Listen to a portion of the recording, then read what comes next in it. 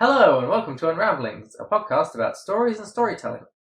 I'm Mark, I have a background in English literature and storytelling. And I'm Charlyn, I have a background in social work and psychology. This week we're talking about Ursula Le Guin's 1969 book, The Left Hand of Darkness. So we'll have spoilers throughout the podcast for that, and any other spoiler warnings that we need to drop in, along with any content warnings, we'll put right here. Hello, it's us from the future. Really, the spoiler warnings for this episode are just The Left Hand of Darkness and also episode 4 of Unramblings. We do reference some of our conversation about Nightmare Before Christmas. Hopefully still makes sense if you haven't listened to that one already, but it was a good episode. You should go listen to it. As far as content warnings, there are passing mentions of rape, suicide, incest, and labor camps. None of these topics are described graphically or covered exhaustively. But they are mentioned. Okay, we'll send you back to the past. Welcome back! Okay, Charlyn, would you like to give a quick summary of the book for us? So, in The Left Hand of Darkness, we're mostly in the perspective of Genly I, who is the envoy from the Ecumen, which is a League of All Known Worlds, on a new planet called Gethin, or Winter. His mission is to be the first outright known alien person from outside the planet to kind of build diplomatic relationships with the countries on the planet and see if they'll join the Ecumen. During the course of his mission, he ends up going to a couple of different major countries on this world. He ends up being exiled from one and put in like a work camp, like a labor camp in another, and has to escape and ends up taking a harrowing journey essentially through open tundra, and it's very difficult. And he makes a very strong friendship with one of the natives along the way, who at first he isn't sure if he can trust, but who ends up coming through for him.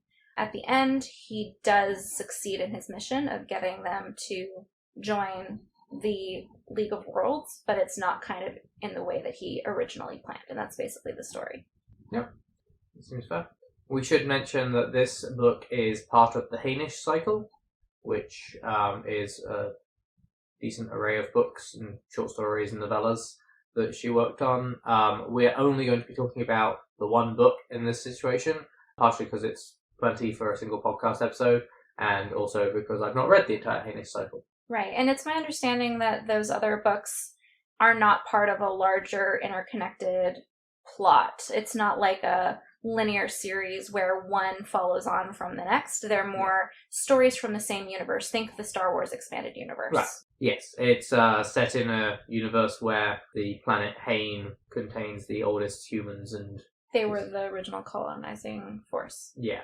This is the first science fiction book that we're doing on the podcast. We do not concern ourselves so much with whether things are, quotes, literary, and I could talk for a long time about that, and have on multiple occasions, but we're not going to bore you with that. But I do want to talk a little bit about how certainly I, and I think Charlyn, sees science fiction.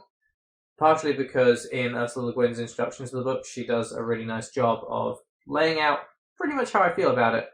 So I'm just going to read the brief part from the beginning of this so that I don't get bogged down in my own thoughts, which could go on for hours. Sorry, that was a very long introduction to this. So she says, science fiction is often described and even defined as extrapolative. The science fiction writer is supposed to take a trend or phenomenon of the here and now, purify and intensify it for dramatic effect, and extend it into the future. If this goes on, this is what will happen. A prediction is made. Method and results much resemble those of a scientist who feeds large doses of a purified and concentrated food additive to mice in order to predict what may happen to people who eat it in small quantities for a long time. The outcome seems almost inevitably to be cancer. So does the outcome of extrapolation. Strictly extrapolative works of science fiction generally arrive about where the Club of Rome arrives, somewhere between the gradual extinction of human liberty and the total extinction of terrestrial life. This may explain why so many people who do not read science fiction describe it as escapist, but when questioned further admit they do not read it because it's so depressing. Almost anything carried out to its logical extreme becomes depressing, if not carcinogenic. So it's that sort of, I think science fiction in particular, I think a lot of literature does it, but science fiction perhaps more explicitly does a really good job of creating a world where it can use analogies and parallels to examine issues and problems in our own world and sort of discuss them without it feeling so preachy or just preachy. Which I think is a lot of what we're going to talk about today.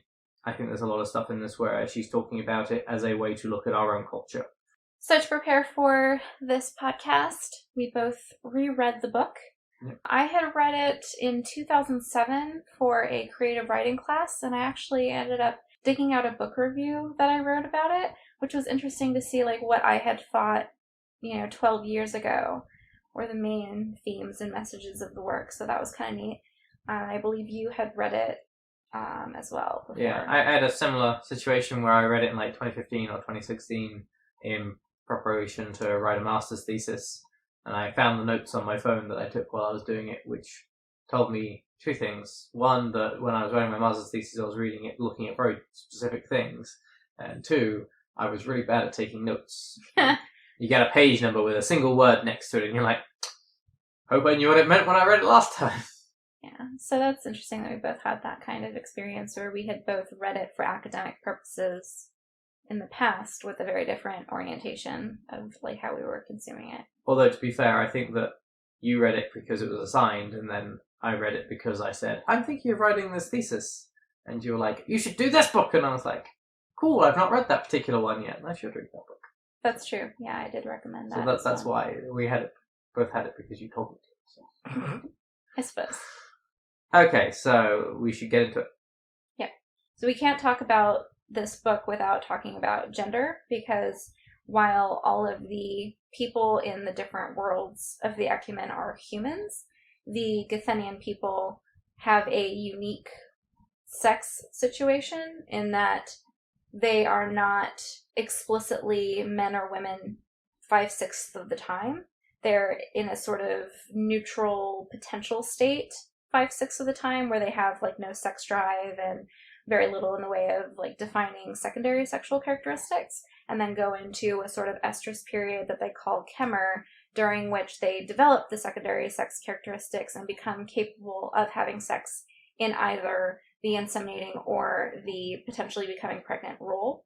And then they'll stay in the like womanly type if they get pregnant, but otherwise kind of revert back to this neutral state.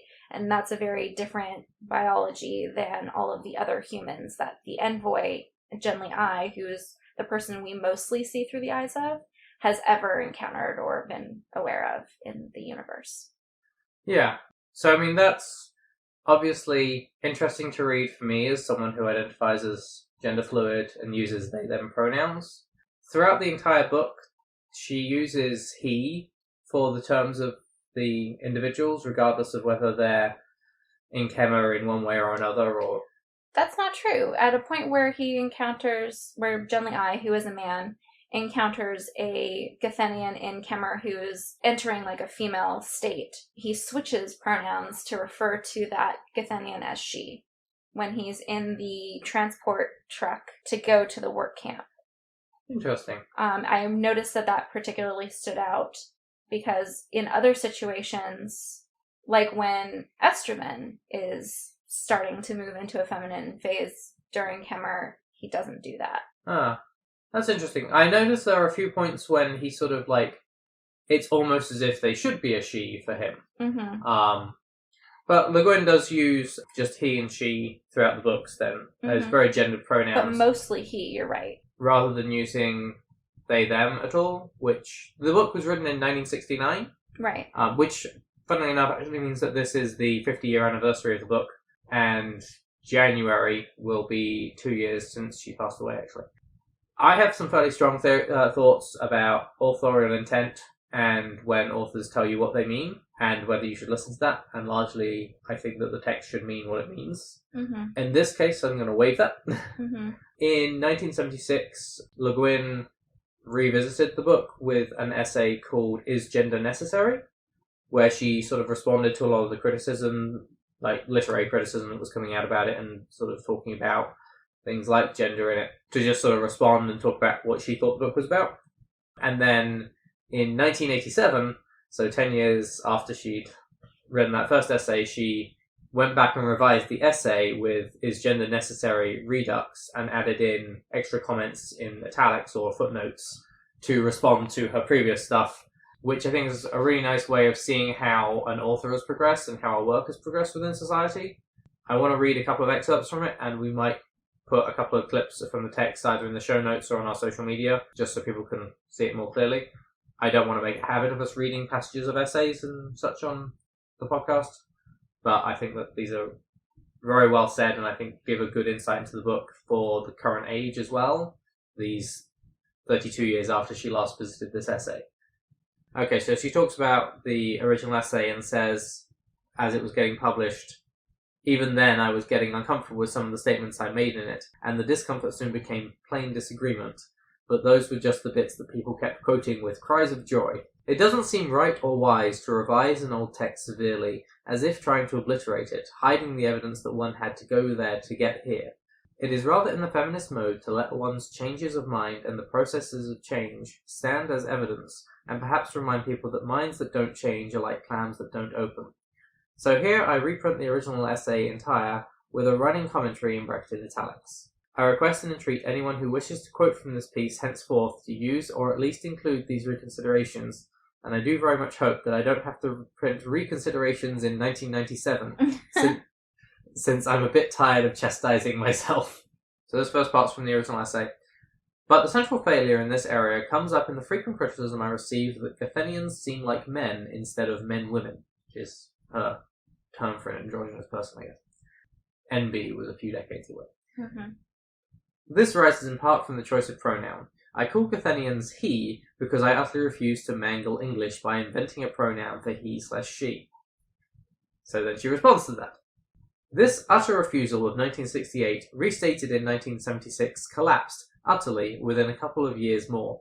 I still dislike invented pronouns, but I now dislike them less than the so-called generic pronoun he, him, his, which does in fact exclude women from discourse, and which was an invention of male grammarians, for until the 16th century the English generic singular pronoun was they, them, their, as it still is in English and American colloquial speech. It should be restored to the written language, and let the pedants and pundits squeak and gibber in the streets.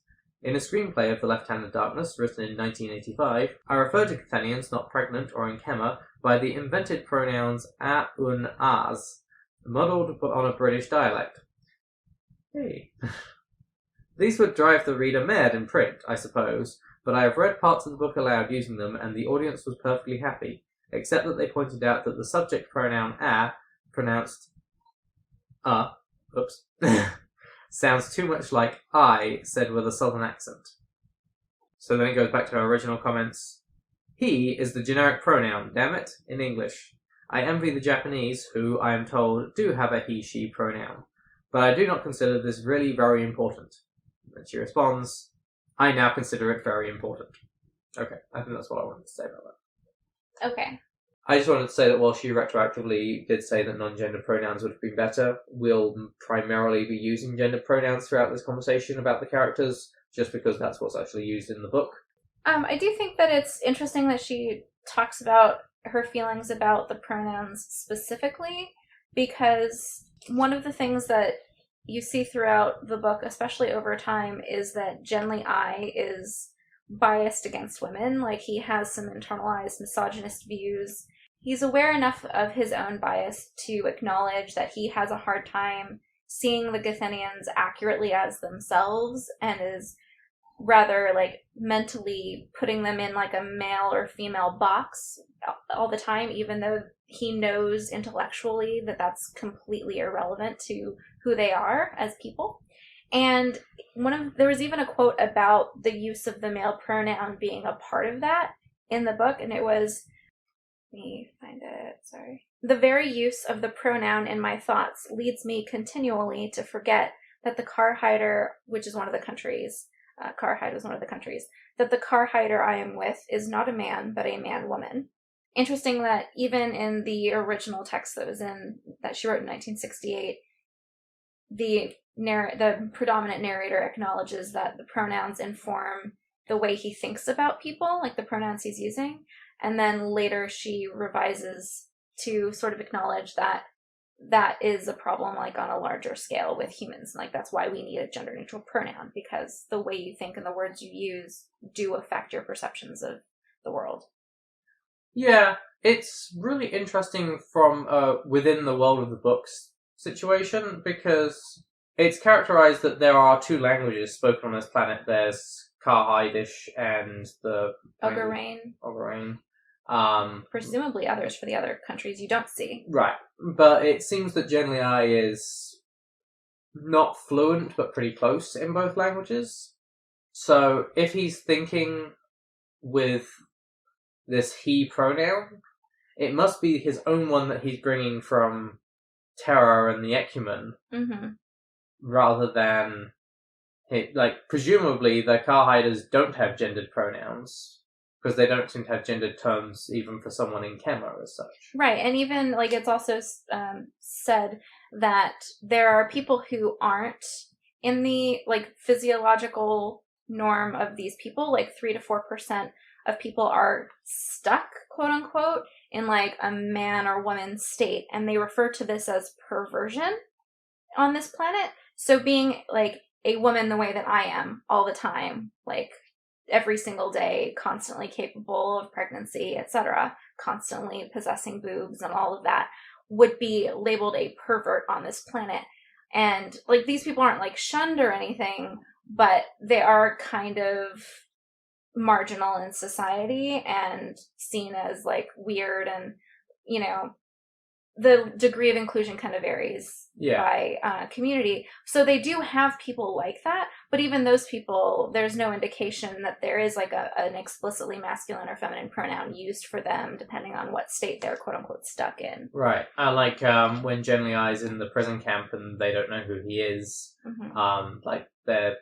they include him, but they do give him the nickname of pervert. Yep, they just refer to him as that all the time, because it's who are you talking? Oh, the pervert. Which is interesting, because there are people in our society today, 50 years on, that would refer to people who are trans, etc., as being weird, perverted people, because they're assholes or don't understand things.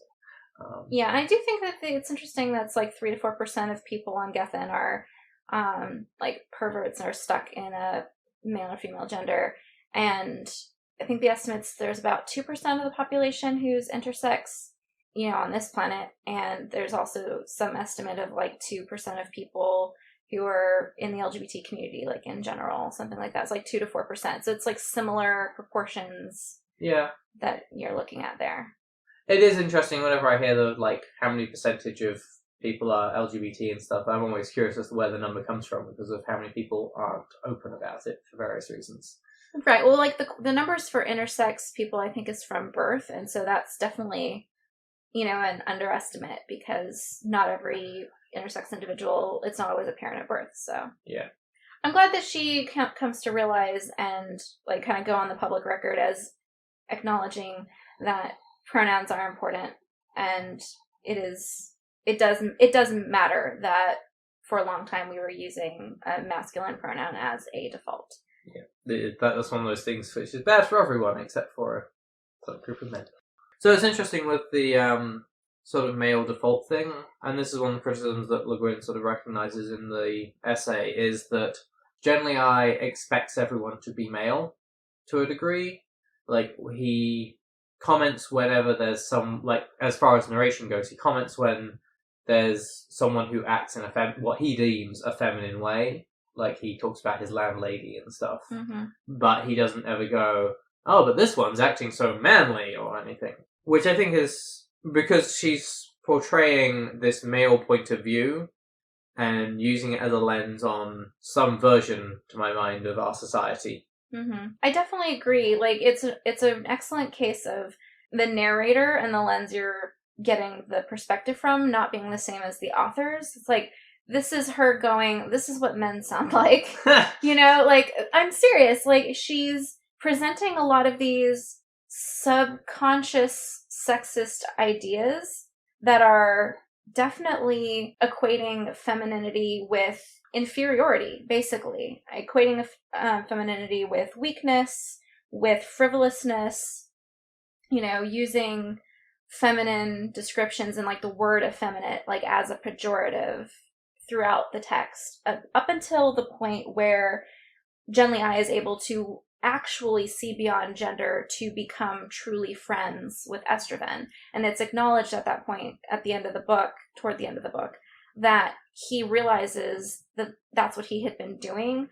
His bias against femininity had been making him unwilling to be vulnerable and connect in a genuine way with anyone in Gethin, even Estroven, who had really been his closest ally the whole time. Well, I think I think Le Guin uses a really nice phrase for it, was he'd been denying Estroven his reality. Mm-hmm. Refusing Estroven his own reality, I think. Mm-hmm.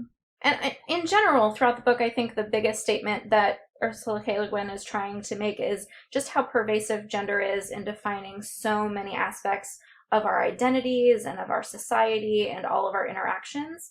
There's a bit of a monologue at one point that's not from the perspective of Genly I, but I believe of the perspective of one of the people who came to Gethin to kind of scout before he did, like the field notes. The investigators? Yeah, one of the field notes from the investigators, and it was, I suppose, the most important thing, the heaviest single factor in one's life is whether one is born male or female.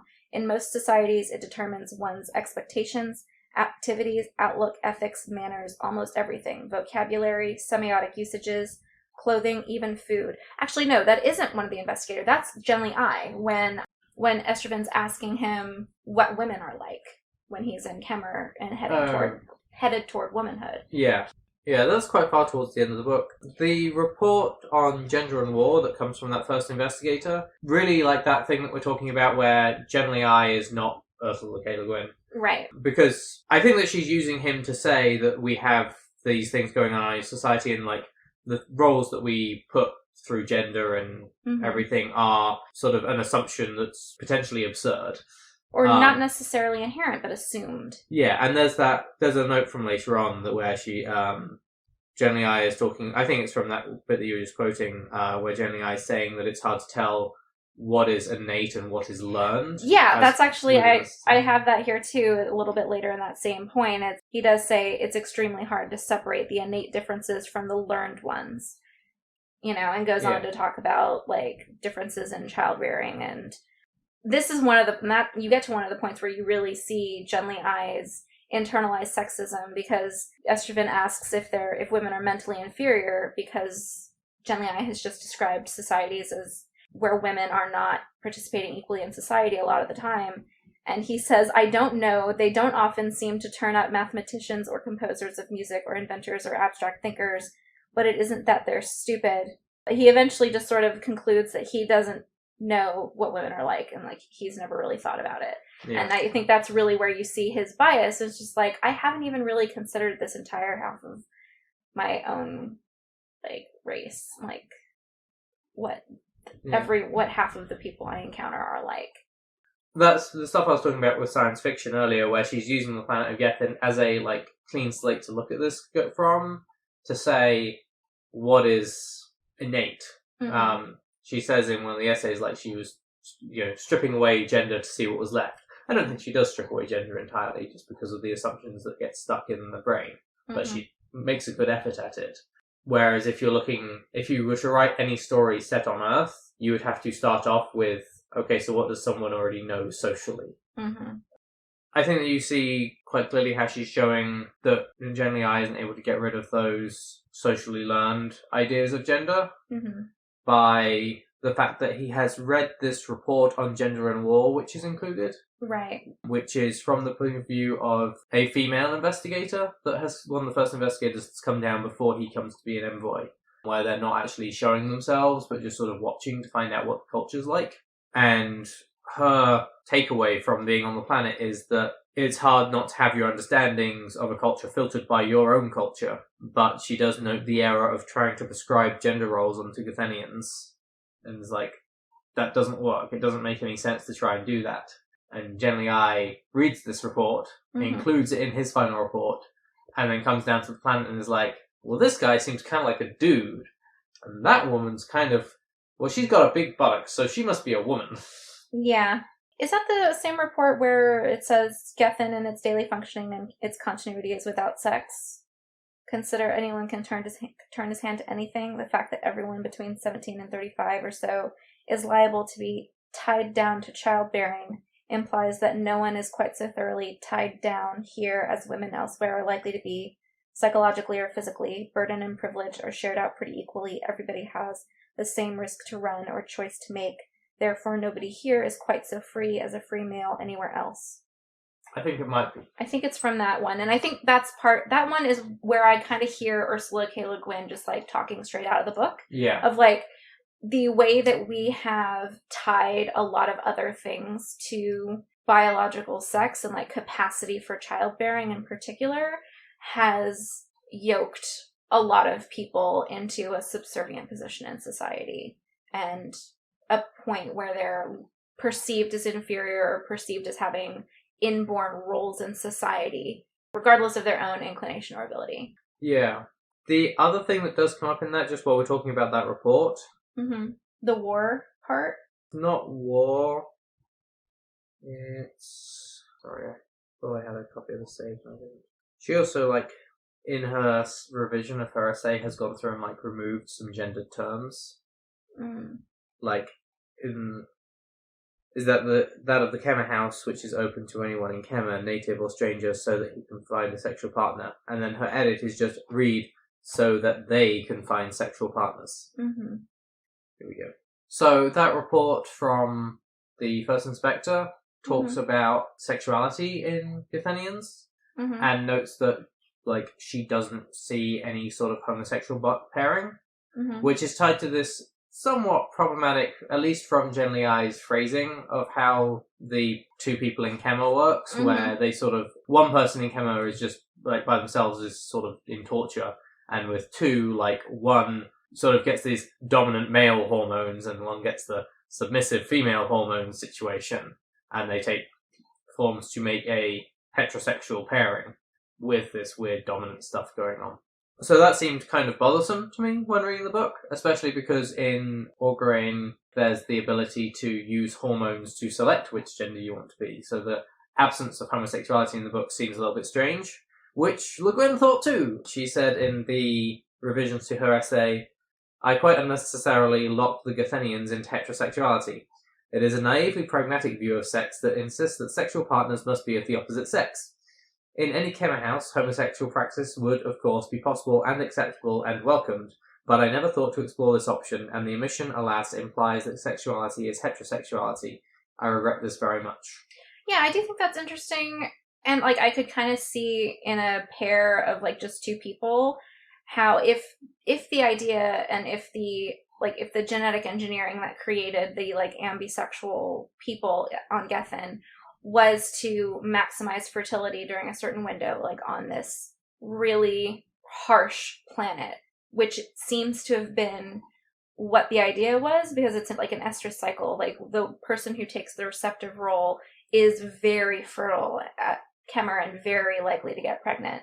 So from that perspective, it does make sense, but then you do know, and it is definitely explicitly confirmed in the book, that in the Kemmer houses, it's basically a huge orgy. So there would be sexual interaction of lots of people. It wouldn't actually matter which kind of side got flipped in your biology. You could still interact with somebody who had gone whatever way. Yeah. And also just based off of, like, the talk of people carrying or siring children, and the ability to pick a preference during Kemmer in Orgarain. Yeah, in Orgarain. I'm going to sound uncertain every time I say that city's name. Yeah. Like, there's the, I think it's a car hider that Jen I comes across and like refers to as his landlady, and asks how many kids she's had, because he's like, well, this is clearly a woman. And the character looks sad, and is like, well, none, but I've sired 4. But clearly, like, wishes that they had carried some. So, like, that demonstrates that there is a preference to be had.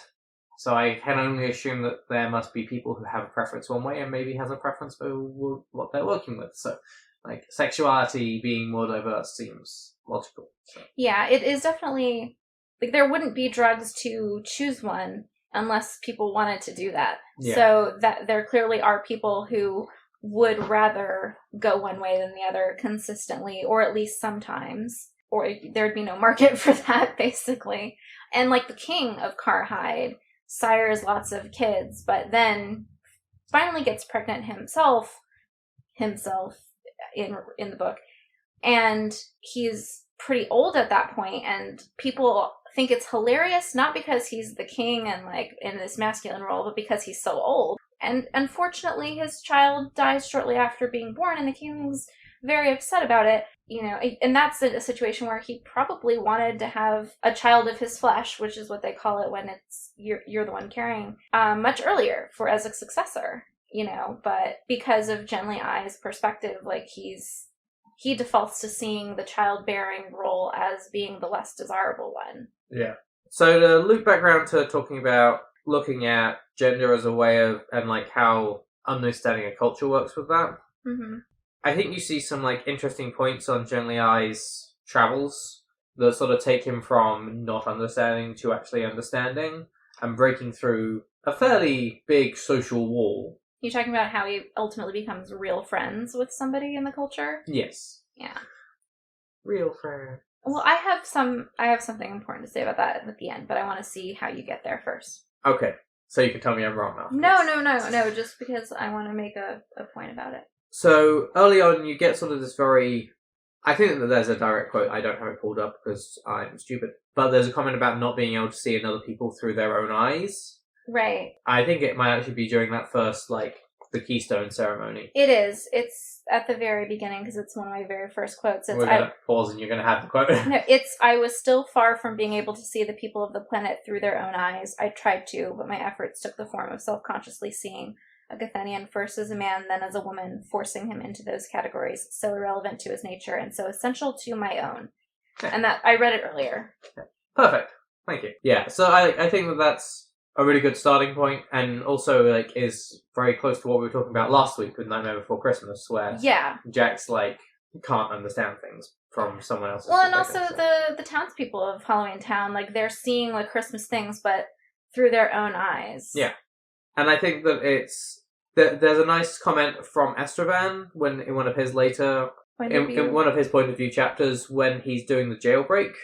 And right. It's a quote that's not meant for this, but that I think sort of might be in there and to sort of show that point of view, where Estevan's turned up and like worked with this guard all night that hasn't really been paying attention and is just sort of down and miserable.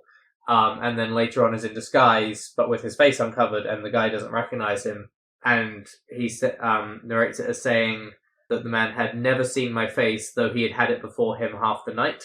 Which, A, is nicely said, but also is like really that same sort of thing of I is like there, he knows what he's looking at, but he doesn't see it. Yeah.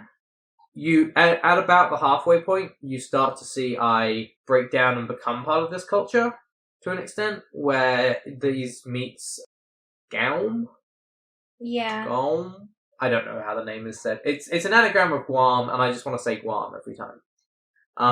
Yeah, I know who you're talking about. He's like the head of the secret police in Ogarain, or like he's high up in the secret police. He's a staff agent. Yeah, he's a shady guy, but very pretty. And I recognizes that, like at the table, like that's the reference, and the reference is that he is handsome. Mm-hmm. We don't ever get any information on Ai's sexuality throughout the book.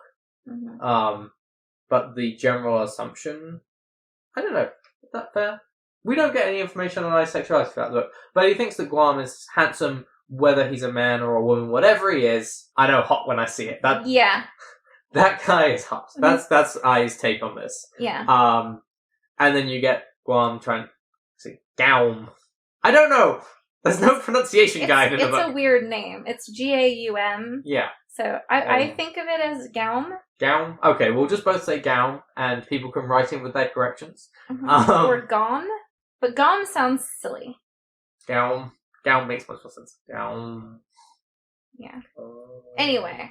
And Gaum then like tries to seduce Estevan later. Which is it's interesting because if this is just a tangent, because this episode is just tangents everywhere. Gaum takes a feminine form for Estevan, but then later when Estevan is like in Kema around Genly Ai, then Estevan seems to be taking the feminine form around Ai. Well, it seems like he pushed himself, like Gaum, pushed himself to feminine on purpose. And, like, Estevan thinks that Gaum was very beautiful in Kemmer and, like, knew it. And so it seems to have been a calculated choice that, like, he took hormones to be the most attractive version of himself in Kemmer, which I guess is feminine, and then, you know, kind of ambushes Estraven when he's at, like, the early sensitive part where his Kemmer could be pushed either way. So it's like, I'm going to come to you as this beautiful, alluring woman at this point when your body is looking for an attractive partner, and, you know, to try and lure you into listening to me. And it's real shady and gross. Yeah. And Estraven is like, nope, I'm going to be abstinent while I'm exiled, and you can just go to the Kemmer house next door if you're so hard up for company, which is just the most beautiful burn. Like, it's a great burn in the book. Which is, to make a tangent from this tangent, in just the most tangential way, is one of the interesting things is that there's all this view of the culture, and also Le Guin says, like, oh, within this culture, there can be no rape. Like, sex has to be consensual because of the way that Kemmer works. Yeah. But does acknowledge that seduction is possible. And I think that as a society at this point, we've grown to the point where if you're using drugs on someone and, like, not being honest and, like, trying to manipulating them into it, then that's still rape. It's still definitely a form of sexual assault. If you get someone and if you trap someone into a circumstance where at some point they're going to succumb to this overwhelming hormonal force that really overwhelmingly pushes them to copulate, and they didn't want to be in that situation, it doesn't matter if they're eventually hormonally pushed to the point where they engage, you still raped them, like, you still assaulted them. And Gaum is doing it for political motivation reasons. Yeah, it's and, this like, honeypot thing that he's doing. He's effectively using the natural drugs of Estraven's body. Like, if Gaum turned up and, like, poured a load of drugs into Estraven's drink, it wouldn't be a question of what that was. But so, I disagree with the notion that there isn't rape in this culture. I think it's just different. Yeah. Because people are just terrible anywhere in the universe. Human beings are still human beings and still capable of being awful. Okay, but to loop back round to Jenny I's voyage of gender understanding, so it has that sort of situation where, like, there's the whole not really seeing them for who they are. Yeah, so by about 2/3 of the way through the book, there's still a lot of perception based on gender. They're, like, trying to escape up across the ice, and Estraven is sort of trying to take care of him because he's sick, and he's, like, seeing Estraven as being womanly because of this. Because he's nagging and motherly. Yeah, how dare he? Yeah. But then, so he's, when he sort of is trying to come back down from being annoyed with Estraven, he's sort of understanding that it hadn't been intended, and that it was really that the issue was that Genly I has this manliness pride thing going on that Estraven doesn't really understand. Yeah. And there's a thing of honor throughout the people of Karhide called Shifgrathor. Thank you. Just 1 second. Is it this quote? Yes. Did you want to read the quote? No, it's fine. I just, in the future, if you have a quote you're looking for, see if I have it already. Well, I have the page numbers. Okay. So it's talking about this, where there's sort of a lot of games. If you've read the Game of Thrones books, then it's kind of similar to the way the game is played in that. And if you've read the Wheel of Time, then the Game of Houses. The Game of Houses is the same sort of thing, where it's you can't give advice because of it. All this maneuvering and political machinations, but it's beyond that, because it's just, like, interpersonal, even among regular people. Yeah. There's, like, these, like, Genly I compares it to concepts in our cultures, like concepts of face and things like that. Yeah. You know, of just all of these intricate codes of honor. Yeah. So he's talking about his manly pride, and then he says, on the other hand, if he could lower all his standards of Shifgrathor, as I realized he had done with me, perhaps I could dispense with the more competitive elements of my masculine self-respect, which he certainly understood as little as I understood Shifgrathor. Yeah, so there you see that he is acknowledging, no, Estraven is not a man. He's not tied up in all these ideas of masculinity that I cannot see the world without. Right, but he's also recognizing that his own concepts of his gender can to some extent be set aside in the same way as honor. Right. And that doesn't, like, his own image of what his gender means starts to be less important to him. In the same way that he starts to be like, oh, well, Garum is attractive. He starts to be, well, like, understanding other people's identities. His own identity starts to change. I do think that's really interesting as far as recognizing that Estraven has put aside his own Shifgrithor to really just try and connect with Genly I, like, as a human being. And what's really going on there, as it comes out later, is that Estraven has decided that his pride and also his loyalty to a particular country and all of that is not as important as the fate of the entire planet and all of its people, that, you know, he needs to connect with the envoy as a human being for the greater purpose of human beings. And so you see then, like, Genly I kind of realizing, oh yeah, like, my gender and my idea of masculine self-respect is not as important as the genuine connection between human beings.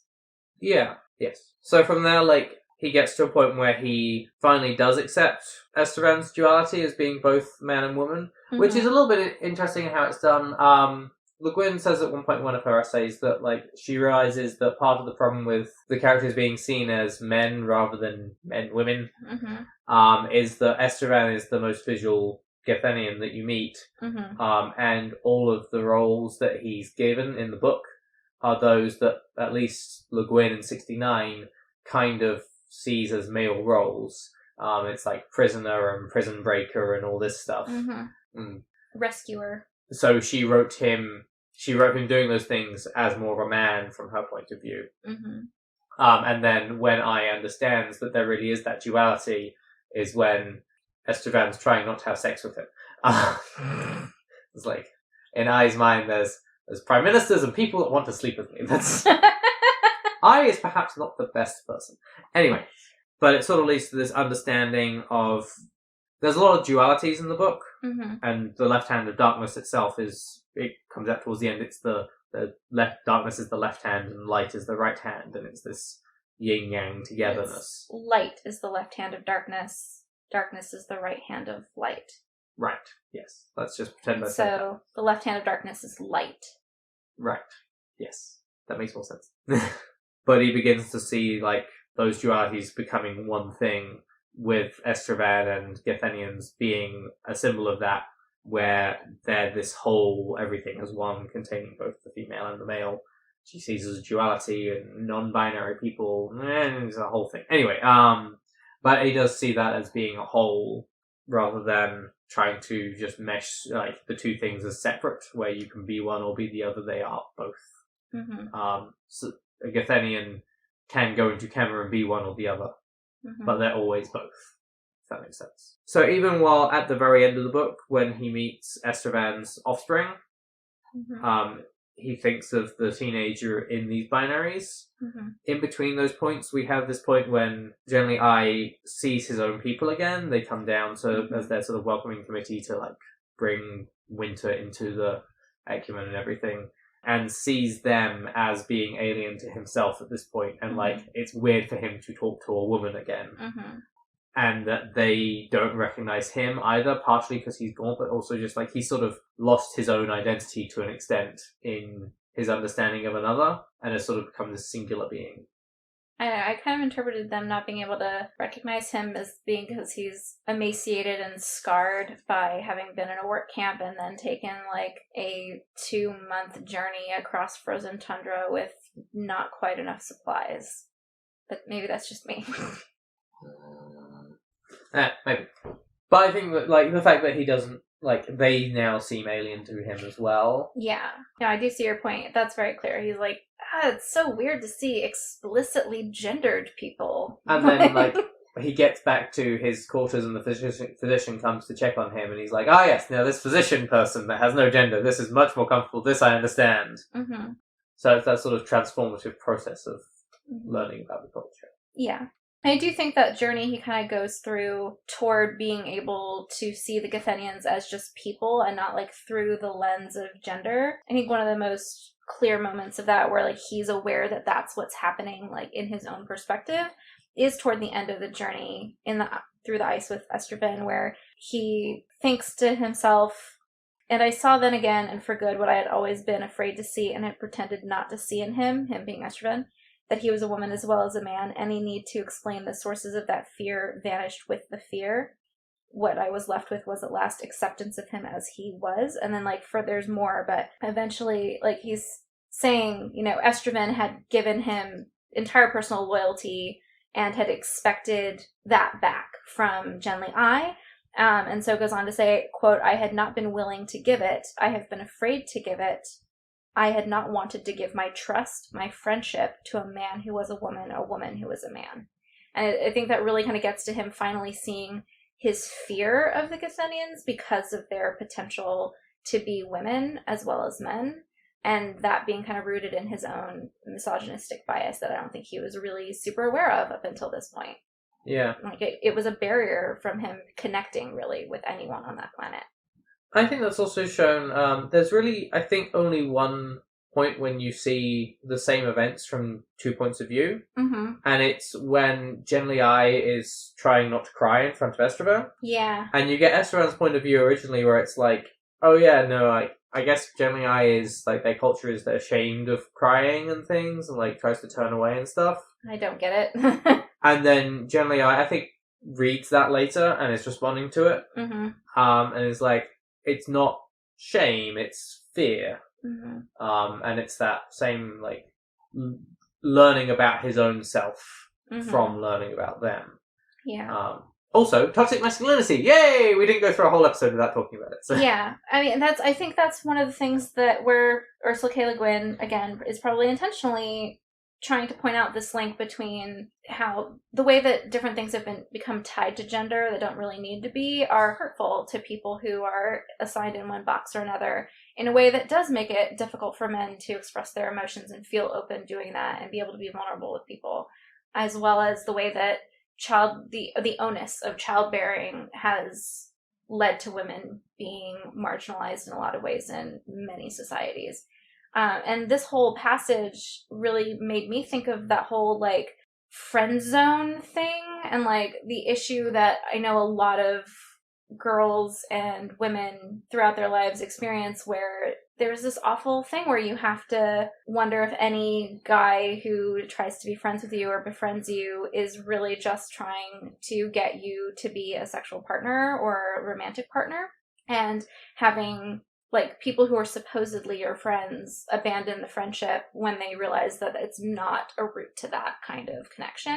And, you know, really just that fundamental issue of a lot of people just not being able to see women, a lot of men in particular, not being able to see women as people first and as women second, or as women additionally. It's just very sad. Yeah.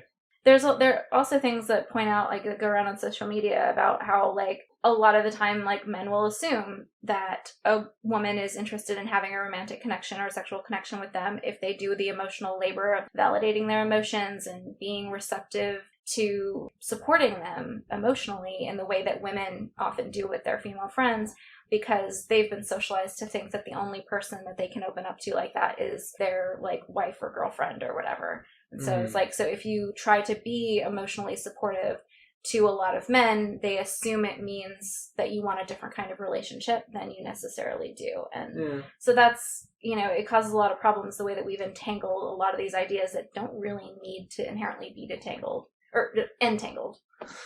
Don't inherently need to be entangled. Yeah. I don't really have anything to add on that. I think you covered that very well. Yeah. I think I am running out of things to say about gender. Yeah. I was thinking, I think we've talked about most of the topics. One thing I do want to say is I was thinking the other day about, like, structural extrapolations of these kind of strict gender divides, particularly in the area of, like, parental leave and things like that, and, like, the way that, you know, businesses are structured and the problems that women have finding employment and staying employed because people are worried that they're going to get pregnant and need maternity leave and, you know, all of that. And, like, this society clearly has to be structured in such a way that anyone might have to go on maternity leave, you know, for 6 months a year. It could be absolutely anyone in the company, like, any month, you know? And so, like, you're never going to know. You can't discriminate against one group of people to avoid having to deal with that. And so you have to build your policies and your organizational structure in a way that had the right kind of redundancy so that wouldn't interrupt things that much, and build in your social policies and your supports, your institutional supports, so to accommodate the fact that anyone could get pregnant at any time. And I feel like that's something that we need to be doing anyway here. Like, if that was the case, if anyone could get pregnant at any point, I mean, there's no one to discriminate against to prevent that interrupting your business. Yeah. Or we could just accept that, everyone should be having a hand in the rearing of their child, whether they gave birth to them or not. Yeah. And maybe everyone should be getting leave as a parent. But... Definitely. I mean, that's entirely a perspective that I have. And it is even mentioned in the book at one point that, like, the maternal and the difference between the maternal and paternal instinct. I actually have the quote here. I had that written. The distinction between a maternal and paternal instinct is scarcely worth making. The parental instinct, the wish to protect, to further, is not a sex-linked characteristic. And I do think that we would do well as a society, and I think we are moving a little more in that direction, to build that concept into our policies in general, so that, like, if you have an addition to your family, whether you're the one who has given birth to that addition or not, or if they're adopted. Or, well, that's what I'm saying, whether you gave birth or not. Yeah. If you have a new addition to your family, the structure of your employment and the structure of our society should be such that anybody in that household, any of the adults taking care of that new child, should be able to do that. Yeah. I think I just have one last note on gender, which is, even with all the, like, understanding of genderlessness, etc., when the starship comes down, that thing is still a she. Mm-hmm. I don't know why. Ships are always she. Yeah. Yeah. Doesn't make any sense. Well, the time in that where I've seen that in fiction not be the case is in the Wheel of Time, where the sea folk refer to their ships as he. Yeah. But that's a totally different thing. But it's so weird also because so few things in the book are referred to as she, and then there's this starship, it's like, oh yeah, that's a she, clearly. You mean refer to as he? No, so few things in... Oh, so few things. Okay. Yeah, are referred to as she. That when, like, the starship comes down, it's like, I'm struggling with all these gender ideas, but that large hulking bulk of metal? That's a she. Yeah. I do remember noticing that as well. It doesn't, like, the whole structure does really make you notice pronouns a lot. Yeah. So do you think we've said everything we wanted to say about gender so far? I think so, yeah. Okay. The next major idea that you want to move to? I think the next big one is sort of, I'm not sure really what to name it, but we'll call it sort of nationhood and patriotism. Okay. Yeah, there are definitely a few points in the book where explicit conversations are had on, like, the difference between loving your country and being afraid of other countries. And just, like, this question of, where does it go wrong? Like, where does loving where you come from and the people you grew up around mutate into something hateful? Well, it's the conversation that we're having a decent amount, I mean, both in the UK and the US right now, is nationalism versus patriotism. Yeah, that's what I think it boils down to, too. To define those terms, because some people might think they mean the same thing, like, patriotism is, I love my country, and nationalism is, my country is better than the others. Well, I thought that's exceptionalism. Yeah, but that's sort of what it comes down to. Is the nationalism is the, like, my country is better and should be separate, and those here are better than those there. Yeah. And the exceptionalism is tied to it fairly well, but... Yeah, I know, I just thought about that as exceptionalism, but I guess it's all kind of the same thing. How would you define nationalism? I'm not sure that I would define it differently. I'd look it up. Let's see.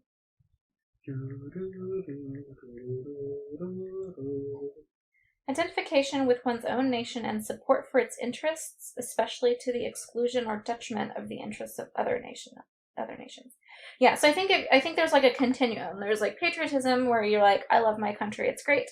And then you have nationalism, which is, I'm an American, and, American interests are more important than the interests of anyone else, and no matter who it hurts. And then there's exceptionalism, which is, like, Americans are absolutely the best, and all other countries suck and are terrible. Well, I think I challenge your definition of patriotism as, like, my country is great. I think you can be a patriot and go, my nation is truly broken, but I love it and I want to fix it. The quality, devotion to and vigorous support for one's country. So it's just like, I support my country, I love it. Yes. It's patriotism. But you see what I mean about the continuum? There's the, I love this place, I identify with it, and there's, I identify with this place and I think, and I have a somewhat supremacist view of like, it should be, its interests should be prioritized over those of others.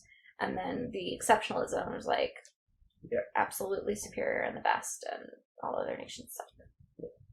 And there's usually often a lot of xenophobia wrapped up in both the nationalism and exceptionalism. I'm not really sure what to discuss about it. Like, I think there were several like really fascinating things with the nationhood stuff and sort of what being a nation means.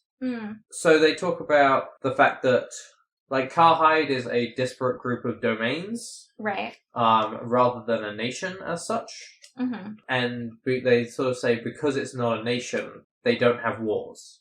They have forays, they have skirmishes, but they're not coming together and having a full war with their neighbouring nation state. Mm-hmm. Which seems to be something which it's working to change as it, like, Taiva seems to be sort of trying to unify the domains into an aggressive stance against Oberon so that they can get Sinnoh Valley. Tiber being the prime minister advisor to the king type guy who sort of ousts Estraven and engineers him getting exiled, and then is like putting out all this nationalist propaganda. Yeah. Where, you know, talking about how Karhide's interests needed to be superior and like they are way better than Oberon, etc. Yeah. But you get this interesting view where you have Karhide is this group of domains that has a king, and it's this sort of very feudal government structure. And they're sort of at a point where they can have these small battles, but are building up to the point where they might be a nation with a war.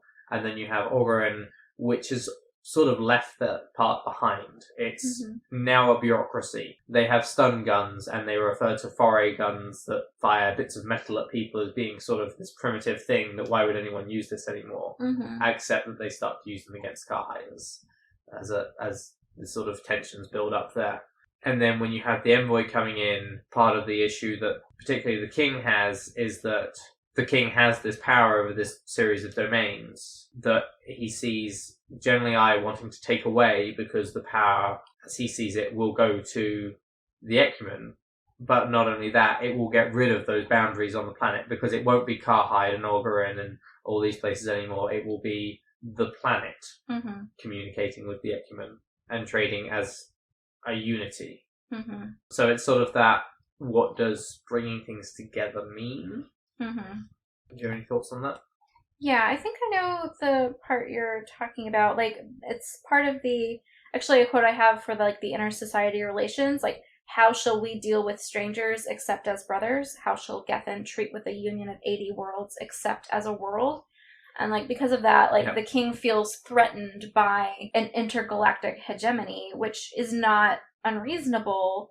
If you hear there's a confederation of 80 planets that wants to know if you'll join, and you're like one of several large countries on a planet, and it's like, yeah, at that point, how are you not going to see yourself as the person with the worst bargaining position?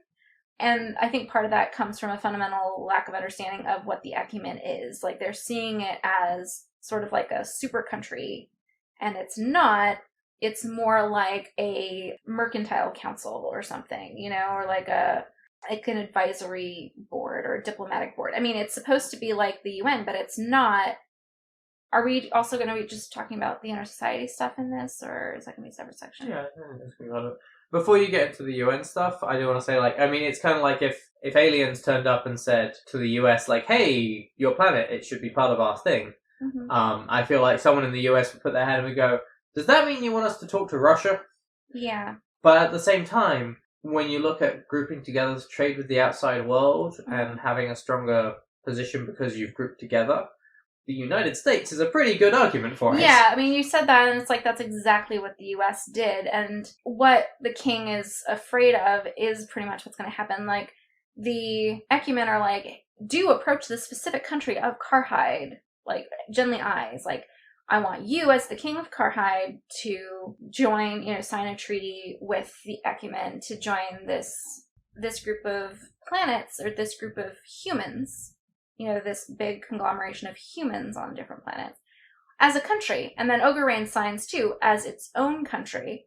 But Estraven and like a few different people do kind of acknowledge that most likely over time, those countries having joined the Ecumen is probably going to ultimately result in the unification of the world as a whole into a singular governing body. Because Genlei says that's what usually happens. Like they come to a new planet, they get at least one government to sign on, the other governments sign on because they don't want to get left out, which is what happens on Gethin. And eventually, because they have to treat with other planets, they have to kind of join forces and become unified. Yeah. So, well, I mean, if you went over to the UK and you said, hey, who's the president of the United States? They'd be able to tell you. If you said, who's the governor of Iowa? They might know what Iowa is. Yeah. But also, you can't ask like, who's the president of the world.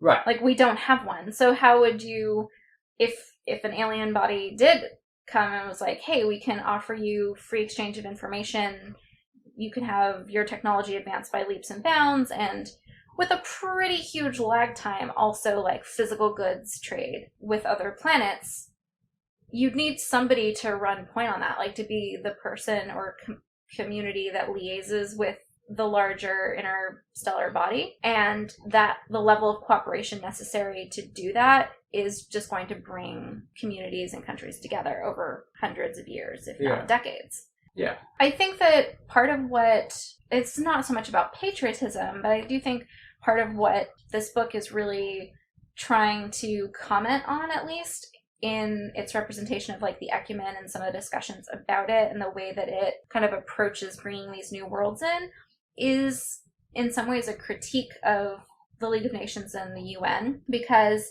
at one point, I think Genlei explicitly says, you know, if the Ecumen failed in its diplomatic mission to like coordinate the planets that are occupied by humans, then it would have to become a peacekeeping force, which I felt was a pretty clear and scathing commentary on the UN. I was like, if you're trying to bring communities together and get people to agree to common standards, and you're a peacekeeping force, you already failed. Do you see it that way? Yeah. Well, I also I hadn't really thought about the UN as such when I was reading it. I guess the Ecumen do have a decent presence in the book, but like they're not always at the forefront. I hadn't thought of them in such a way, I don't think. Well, I mean, I think they're interesting not only as a commentary, a pretty like unkind commentary on the UN, but also as a example of a different way to do it, like a different way to work together as different countries or different larger governments, which is sort of as friends and as just kind of like people who talk. And like one of the quotes I pointed out was, it doesn't take 1,000 men to open a door. And like as a comment on the reason that the Ecumen sends a single envoy to make the case for joining the Ecumen. It's like, this isn't supposed to be a threat. This isn't supposed to be a show of force. It's in exactly the opposite. We want to engender trust. We want you to give us a chance and recognize that we are not trying to strong-arm you into anything or, you know, intimidate you in any way. And that's, I think, a particularly interesting, like, it's a very diplomatic perspective. It's like, it's the hand outstretched. It's not a fist. Yeah. And I think part of that goes down, because I mean, there's a lot of stuff with how the people of Winter see Genlei and how they talk about the Ecumen, which I think is then paralleled a little bit within the nation-state type areas of the planet itself. In that a lot of the sort of development of nationhood that we see within the book is about othering. It's a lot of defining ourselves by not you. You get a lot of talk of, like, when you're in Oberyn, of like, they're talking about Carhiders as being, oh, they're this, that, and the other, and it's all they're primitive, and oh, you know, I hear they do this sort of thing. And you get sort of a similar thing from Tyber. Is that how we're pronouncing it? In his propaganda? Yeah. I mean, propaganda plays a pretty big role throughout the book, on both sides. On both sides, yeah. In terms of trying to create a sense of national identity through othering. Yeah. Like, you have Tyber there providing all this sort of propaganda and this idea of things. And like generally eyes looking at him and the king and is like, oh, Argoven is insane, but he's also being fed on fear. Argoven being the king. Yeah. Yeah. And it's like, Argoven's not doing much damage, but Tyber's... Oh, he says, like, Tyber's madness has its own logic to it. So it's that sort of, what he's saying is bullshit. But he's got these sort of, like, he's doing speeches on othering and talking about the disloyal factions within it. It's one of those things where you read something that was written 50 years ago and you're like, oh yeah, you're talking about what's going on. Oh no, you wrote this 50 years ago. I'm not saying that I'm looking at any of our leaders and questioning their sanity. But you're not saying that. But it's just kind of sad when you see these things years on and you're like, oh, well. Yeah, it's like, how are we falling for these same kinds of things again? There's a point in one of Tyber's speeches where he's, concerned about the integrity of the kingdom's borders. Yeah. And I mean, that's when I talked about with gender, there's the duality and it's sort of becoming together as a whole. It's another instance of that. Of you get this perspective where you're showing these two things as separate, and Le Guin saying this should be a single whole as one. Do you think that's going too far? I'm not quite sure what you're trying to say. Well, like when she's talking with the dualities and stuff, and she's talking about the left hand and the right hand, and light and dark, and female and male, Karhide and Orgarin are set up as a similar sort of, this and that, as being these separate things with a border between them. But there's not really any difference. Sure, yeah. I do think that she's trying to make the case of, like, ultimately, it's just all going to be the same planet. It is all the same planet. The borders are arbitrary, the governments are arbitrary, and when you join this larger community of worlds, you're eventually going to see that, and see that those distinctions are really just creating barriers and problems that aren't necessary or helpful. Which I think is the same thing that she's saying about gender as well. Yes, definitely. I do agree. It's these false distinctions and such. Like when you consider the common humanity that is there in both, the other stuff kind of should fall away. Like they're not nearly as important and only serve to obscure that common humanity. That is the important thing. Yeah. There's a nice quote from I towards the end. Well, 2/3 of the way through the book. No, it's Esteban is asked by generally I whether he hates Orgarin. Yeah, I think I have that quote. And his first response is, very few Orgota know how to cook. Hate Orgarin? No, how should I? How does one hate a country or love one? Tiber talks about it. I lack the trick of it. I know people, I know towns, farms, hills, and rivers, and rocks. I know how the sun at sunset in autumn falls on the side of a certain ploughland in the hills. But what is the sense of giving a boundary to all that, of giving it a name and ceasing to love where the name ceases to apply? What is love of one's country? Is it hate of one's uncountry? Then it's not a good thing. Is it simply self-love? That's a good thing, but one mustn't make a virtue of it, or a profession. Yeah. And then, like, he does go on to say, later in that same passage, insofar as I love life, I love the hills of the domain of Esther, which is where he's from. But that sort of love does not have a boundary line of hate. Yeah. I do think that one was really great. I had the same point down under patriotism, actually.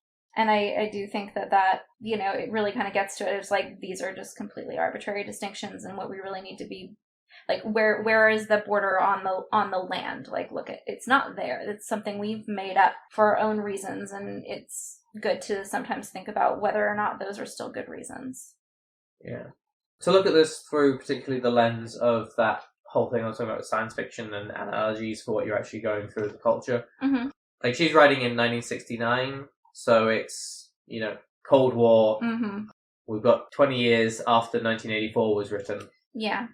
McCarthyism is a thing, and then you start finding that she's talking about the voluntary farms. Yeah. Which are these work camp places. And of course there's a really nice one that's in the capital city where it looks like it's this great thing where people do go and help out to do things. And it's a lot of the same sort of, like, that secrecy that you don't know what the government's doing in other places. A lot of the stuff about Russia and such. Yeah. Esteban mentions that he'd heard reports of these drugs being used on farms to keep people out of Kemmer and such. Which is, of course, something that our own prisons do with treating prisoners with estrogen. Never mind. Yeah, there was a big thing a few years ago that I know there was an outcry to kind of stop the practice, but I'm not actually sure if it was stopped, where they were offering prisoners, like, essentially for them to be sterilized or have, like, temporary sterilization methods, like, that were long-term, like IUDs and things, to reduce their sentences. And it's very much this very eugenicist thing of, we will reduce your sentence if we can be sure that you won't have kids in the next couple of years, which there's just some really disgusting classist and, in a lot of cases, racist motives behind that, considering that so much of our criminal justice system is biased in pursuing sentencing on people of color and Black people in particular. So, but again, you get this sort of, I got some other references to where there's talks about the refugees who are sneaking over our borders and like how they're being treated. We get a nice reference on page 294 of Carhide first. Yeah. Being said, which is it's very close to home. Germany first, America first. It all goes around and comes around. Britain first. Britain first. Yes, that's around as well. But yeah, I think that's really what I've got to say about nationhood right now. Yeah, going back to sort of the conversation about the ecumen and the strategy that they use to kind of bring in new worlds, and back to the whole like sending one guy part to, you know, be that first point of connection and point of contact for the approached world to learn about the Society of Worlds. I think it's really interesting that, like, at the end of the book, Genly I sort of expands on his understanding of why that's done, because initially, like, you see him explaining to, like, Estraven, I think, or the king, somebody in Carhide, why it's just the one, why it's just him. He doesn't have an army at his back or anything, and it's like, oh, well, we don't want to intimidate you or, like, try and make you feel manipulated or defensive. It doesn't take 1,000 men to open a door type of stuff. But later he said, you know, I thought it was for your sake that I came alone, so obviously alone, so vulnerable that I could in myself post no threat, change no balance, not an invasion, but a mere messenger boy. But there's more to it than that. Alone, I cannot change your world, but I can be changed by it. Alone, I must listen as well as speak. Alone, the relationship I finally make, if I make one, is not impersonal and not only political. It is individual. It is personal. It is both more and less than political. Not we and they, not I and it, but I and thou. Not political, not pragmatic, but mystical. In a certain sense, the ecumen is not a body politic, but a body mystic. It considers beginnings to be extremely important. Beginnings and means. Its doctrine is just the reverse of the doctrine that the end justifies the means.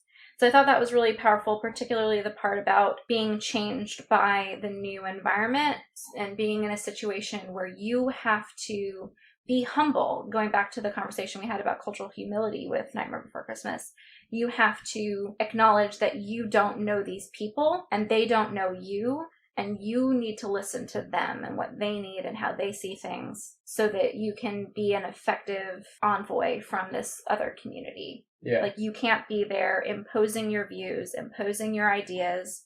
If you're one person and you're doing that, you're powerless and they can just kill you. And he does say lots of the time, the first envoy is just murdered. Like, just killed. People think he's crazy. Locked up as insane. Locked up as insane or killed outright because people are threatened or whatever. And then the second envoy comes. And he does say that. And I think that's important. They're like, one person's life is not worth the first impression, basically. Like, you don't get another one. And it's important for the culture that you are trying to learn about and trying to welcome, to be the one who is receptive and not the one that is being, feeling imposed or invaded on. Does that make sense? Yeah. I thought that was neat. Yeah. And I think it's also whether it's talk about of it being like, it's not governments, it's you and me. Yeah. It's people, it's mankind. It's more and more of that, like, we make a lot of distinctions that don't matter. Yeah, and it goes back, I know I've mentioned it before, as to why, like, Estraven ends up being exiled and branded a traitor. And in the end, when Genly I goes and visits Estraven's family, he says, Estraven wasn't a traitor, he was loyal to the same thing I am. He was loyal to mankind. Like, the greater interests of humanity, that we all come together as family, as brothers, quote unquote, that we all acknowledge are what's common about us. That idea, again, with the gender, again, with the different countries, there's when it comes to human beings, we all have way more in common than we have that sets us apart. Yeah. But I think that's all I wanted to say about that. I can understand how she's definitely feeling this way in the wake of 2 world wars, the Cold War's going on, and the Berlin Wall is standing when she's writing this. Yeah. Like these are arbitrary walls that we put up as humans to convince ourselves that we're different from each other when we really ultimately aren't that different. Okay, so now that we've harped on about that for a while. Mm-hmm. I think those are the 2 big topics. I think the other things we have are pretty small. I've got like a couple of small things, really. It's one thing split into 2 even smaller things. Okay. But it's folktales and religion. Uh-huh. So folktales I really want to talk about within... I don't know if folktales is the right word. Sort of folktale/myth/legend/world history, but presented in an oral tradition, which is mentioned is what Carhide has. Mm-hmm. So they come across kind of folktale. But that being used as a storytelling element, we've talked a lot about what the story says. Yeah. But the folktales, I think, are really interesting in this because they're presented as these sorts of histories that at first just sort of seem to inform you about the world, but then become apparent that all of those stories are parallels for either things going on in the stories or things that have happened in the story. Mm-hmm. So I think the best example of that is, I think it's like the 2nd chapter is inside the world inside the blizzard, or light inside the blizzard. Mm-hmm.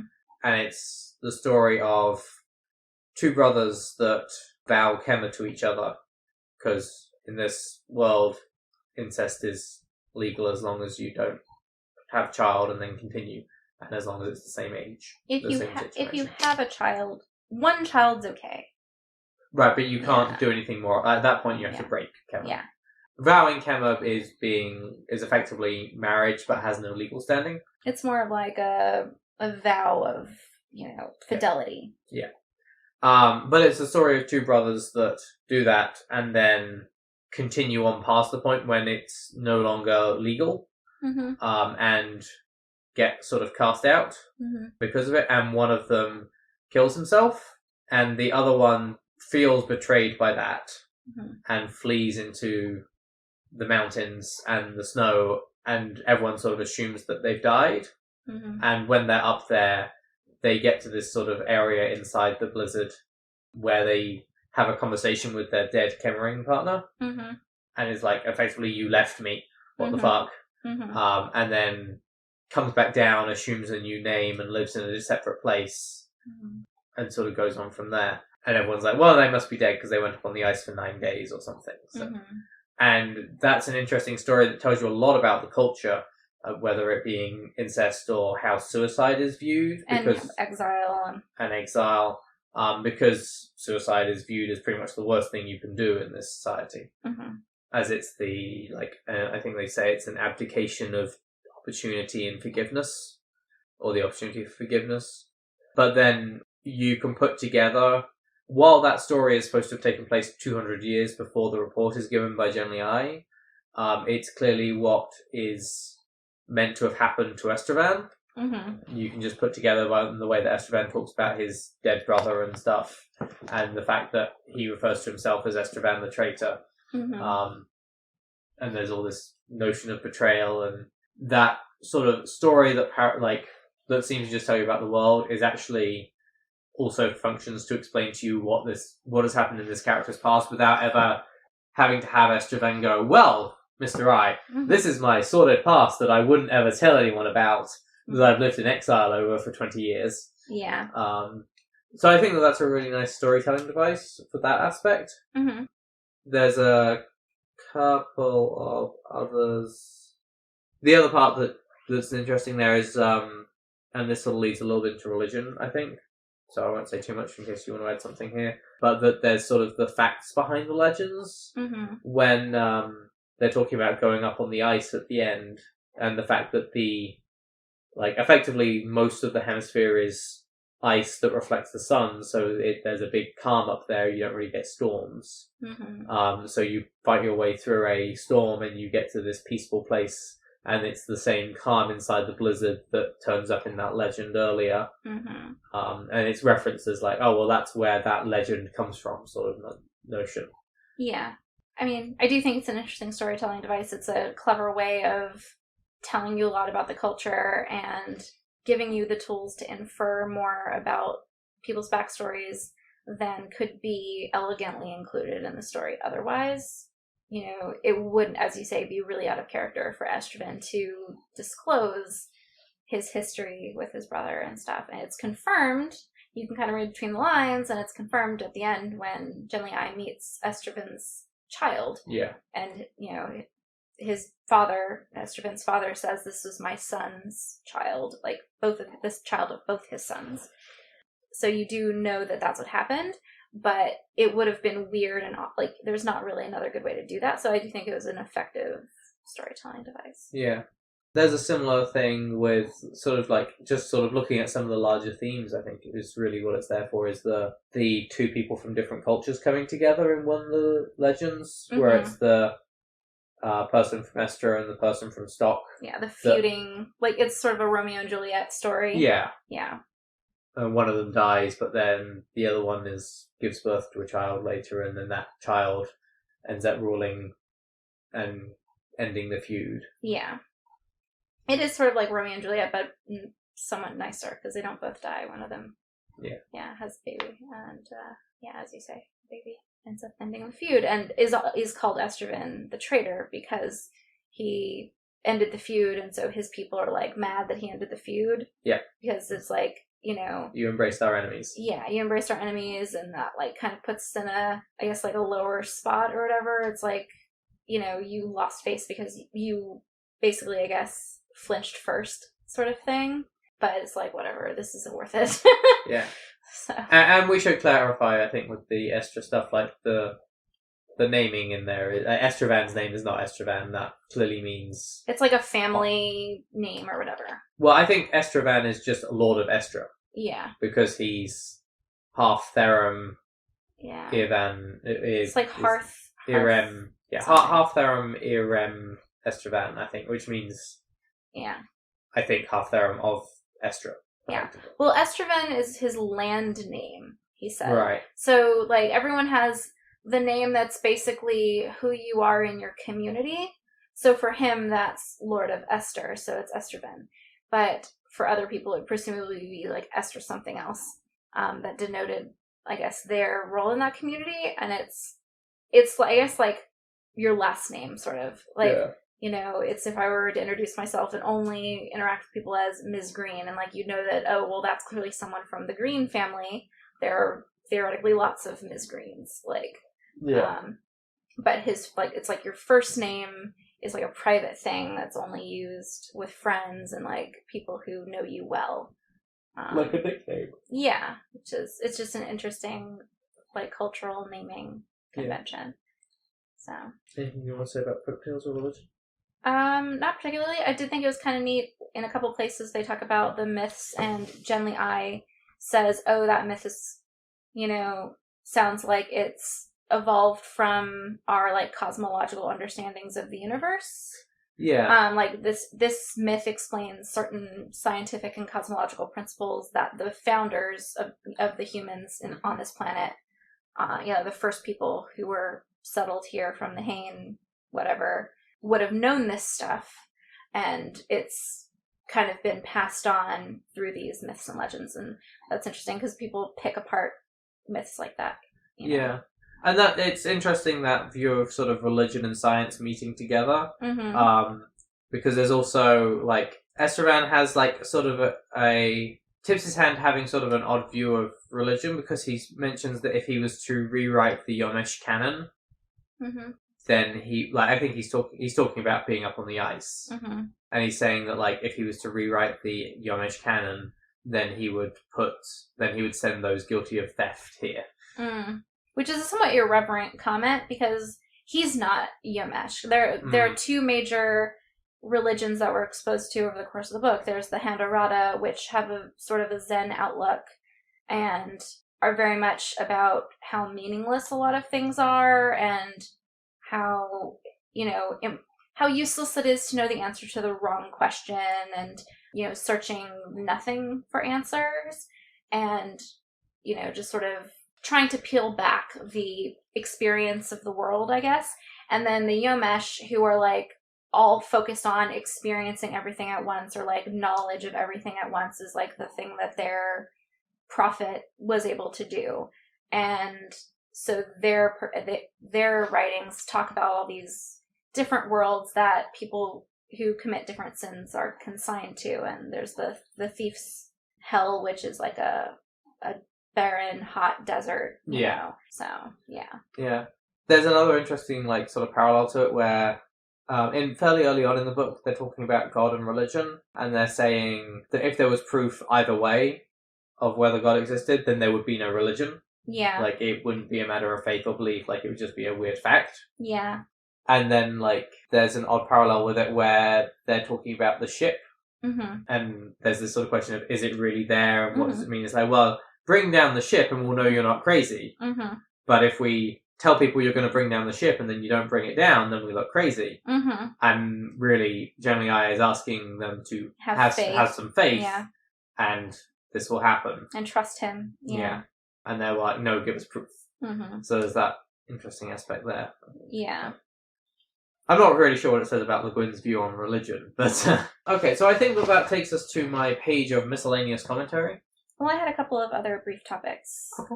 So, do those first, please? Yes, please. Okay. So I had a couple of notes of things, mainly that the relationship between hardship generally everywhere on the planet Gethin and like hospitality also everywhere on the planet Gethin had to each other. So Gethin, as we mentioned before, or Winter, is this borderline habitable planet that's just really deep tundra all the time.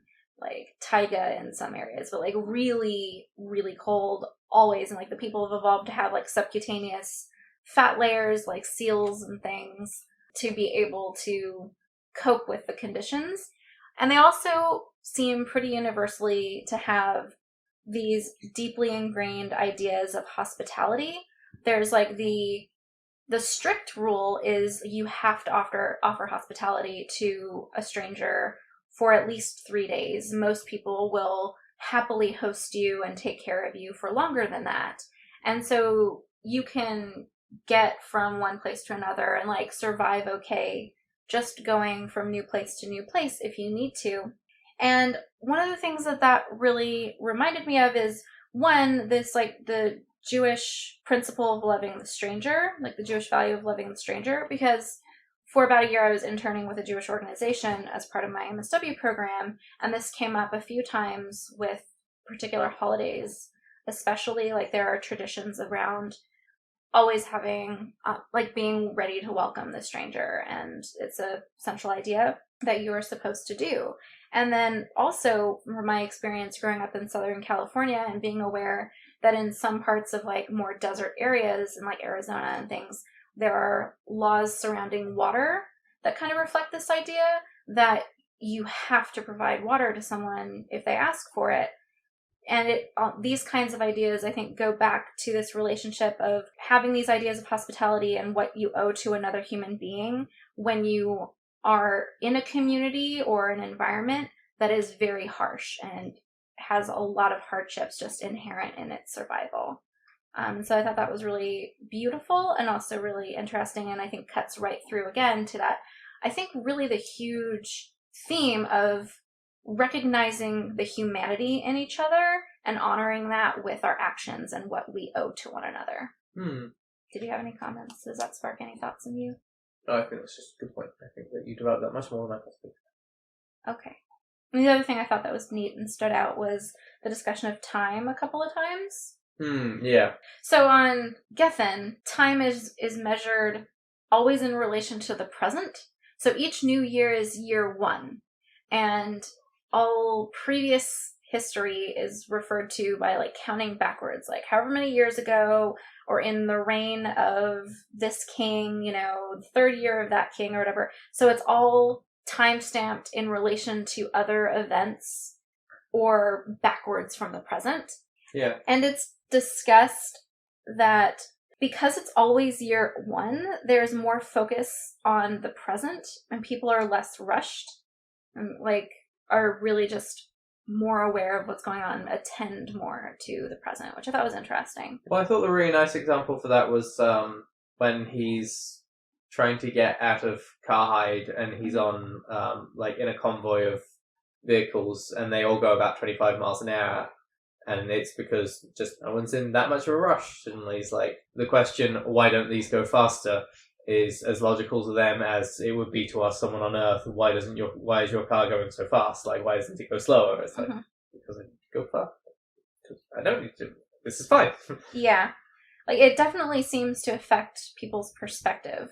And I do also kind of wonder if that, like, idea of not moving too quickly maybe has some of its roots in, like, the hardship in, like, the winters. Like, if you're, like, sprinting, you're wasting a lot of calories. Like, you're expending a lot of energy. It's more efficient for, like, traveling a long distance to move slowly and surely. And so, like, from an evolutionary perspective, I wonder if that's part of how that kind of comes by, of, like, when you rush and you don't take the time to, if you're not moving at a pace where you can be constantly eating, which is another thing people are always doing. People, like, eat, like, 5 or 6 times a day. Yeah. Because, again, it's really cold. Like, and when I say really cold, I mean, like, negative 30 degrees, like, all the time.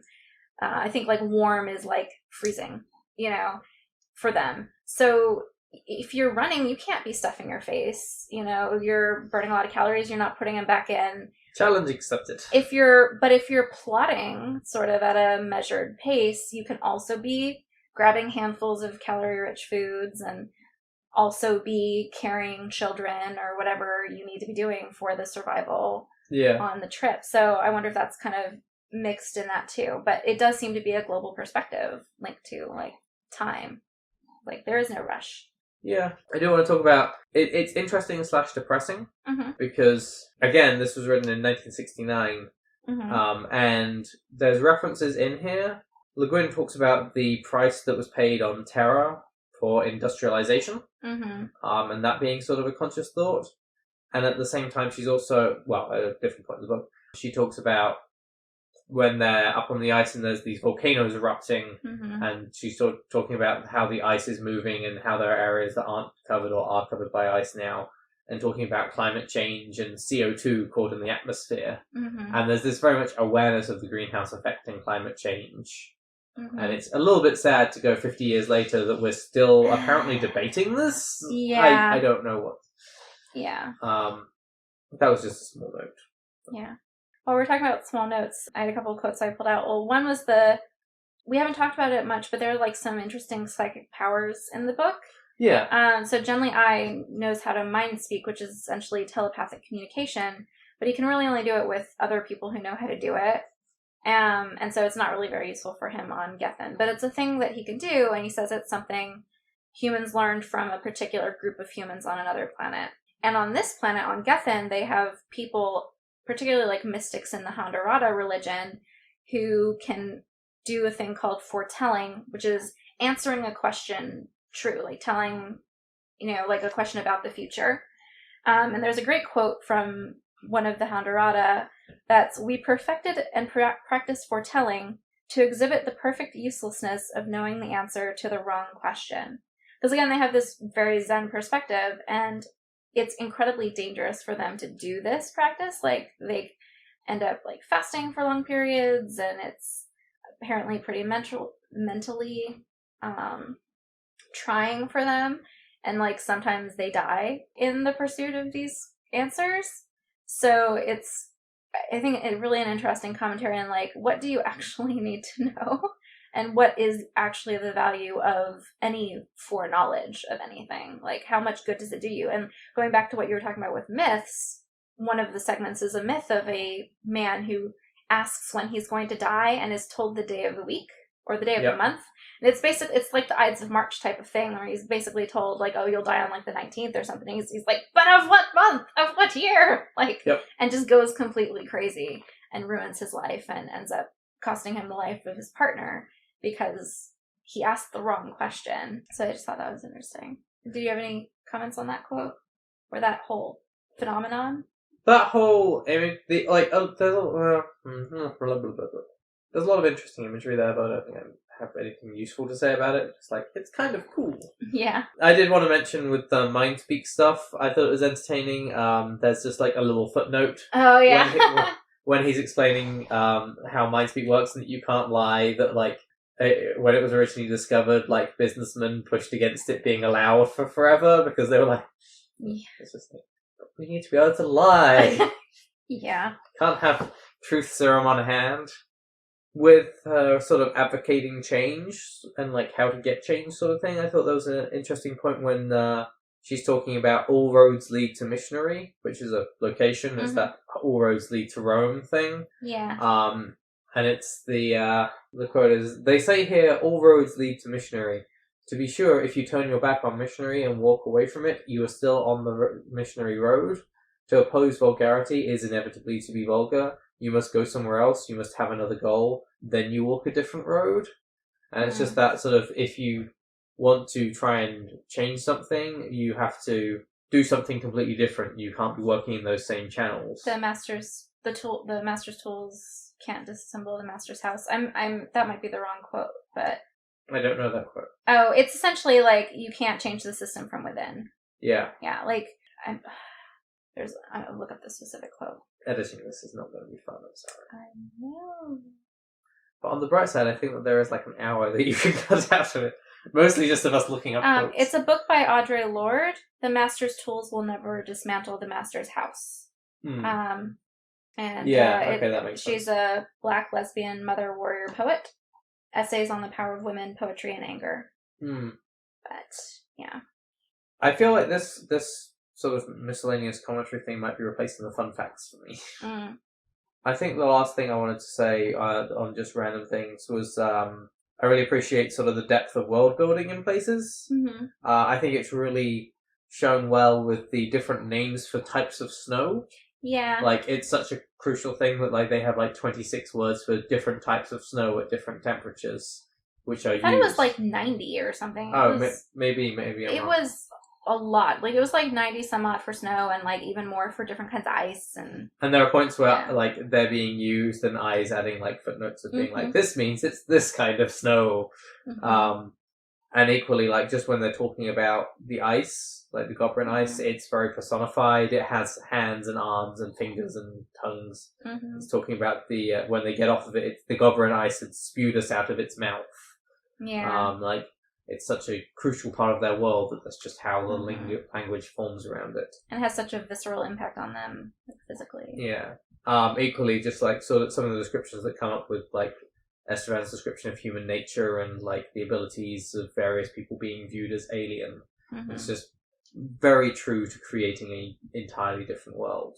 And like, there's very little animals, which I think is something that you see in a lot of created worlds. I think it's something people forget. But it's explicitly called out. But it's explicitly called out because they talk about the fact that like they don't hunt because there's so few animals that would be huntable. Yeah. And there's no word for flying on this planet because there's no birds. And thus they don't have hover cars because who would have ever thought to fly? That would clearly be insane. Yeah. And glide down. So I think like their version of angels glide down from heaven instead of flying. Yeah.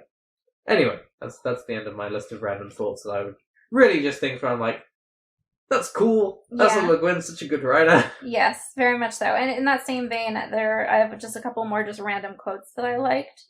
The only thing that makes life possible is permanent, intolerable uncertainty, not knowing what comes next. I just thought that was interesting. Yeah. And then the other one, which really just spoke to me as a person. When action grows unprofitable, gather information. When information grows unprofitable, sleep. And I mean, that's just how I live my life. And very much who I am as a person. So I just felt very, I don't know, is seen the right word? This was written decades before I was born, but still. Yeah. Just mood? I don't know. I wonder what else the Le Guin would have made if you seen it. No, she probably would. I don't know. Maybe. Anyway. Okay. I think that we've talked about a lot of stuff in here, and I think some of those have been fairly big questions already. Yeah. So, when it comes down to a big question for this, it's going to be a little bit different, just because so much of the book is big questions. I have a slightly strange one for you. Okay. So I'm drawing on, actually, Le Guin's essay for the big question here. Okay. Which I have, of course, got the right page pulled up in front of me already. And I'm not going to keep just talking until I find the right part of it. Just keep on wording. Here we go. Okay. I mean, yes. I am now prepared to... I was always prepared. What are you talking about? So, really the question's about the original part of the essay, but I'm going to read the correction that she wrote to herself as well, just to be complete. So in her original essay, she had been kind of pushing against a lot of the feminist criticism of her work at the time, and she said... Wait, feminist criticism as in criticism from feminists, or criticism about it being a feminist work? She was pushing against the notion of it being a feminist work. Okay. In fact, like, she sort of... The bit just before this, she's talking about it and calls it a feminist work with quotes around feminist, and then has later added the note, strike the quotation marks, please.